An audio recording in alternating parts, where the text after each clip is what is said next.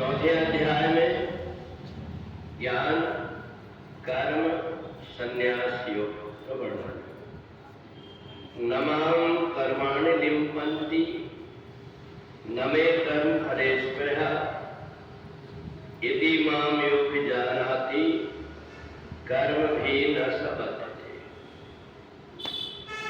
भगवान ने कहा कि संसार में जीवात्मा को ज्ञान होना जरूरी है। अगर व्यक्ति अज्ञानी है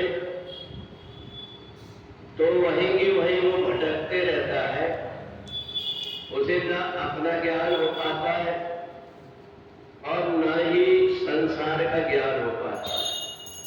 और इसलिए जो संसार में जीने की कला सीख लेता है उस व्यक्ति को जीते जी स्वर्ग जैसा अनुभव होता है।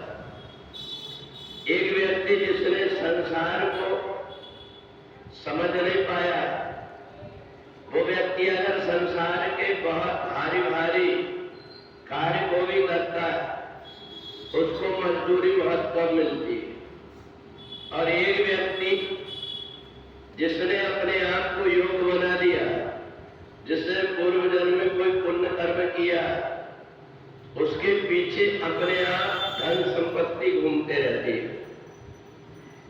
एक व्यक्ति केवल हस्ताक्षर करने मात्र से लाखों रुपया मिल जाते हैं और एक व्यक्ति वो होता है जो दिन भर मजदूरी करता है और ठीक से पेट भी नहीं भर पाता। ये सब जो कुछ भी संसार में दिखाई दे रहा है ये हमारे कर्म का ही फल है। हमने जो कुछ पहले किया है उसी का फल हमें प्राप्त होता है।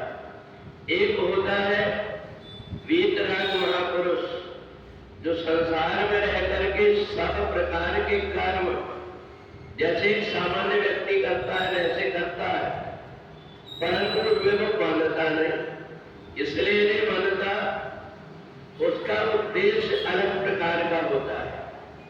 एक व्यक्ति अगर किसी को चाकू मार देता है तो उसको सजा हो जाती है और एक व्यक्ति पूरा पैर काट करके अलग कर देता है तो उसको सब लोग धन्यवाद देते, वाह वाह करते। दोनों का उद्देश्य अलग अलग होता है।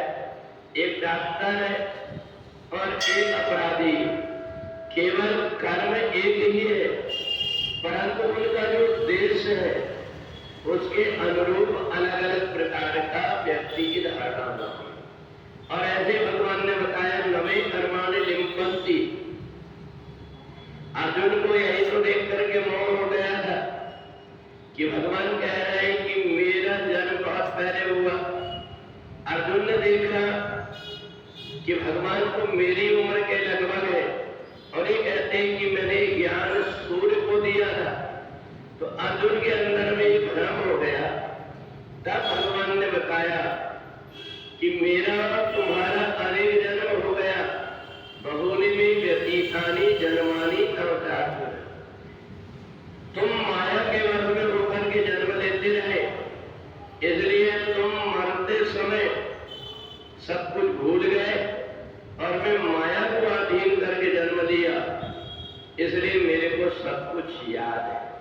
और इसलिए हमारे अंतःकरण के अंदर कोई गंदगी उत्पन्न न हो, हमारा अंतःकरण और मन पवित्र बना रहे, इसलिए समझदार व्यक्ति कुछ न कुछ सत्कर्म करते रहता है।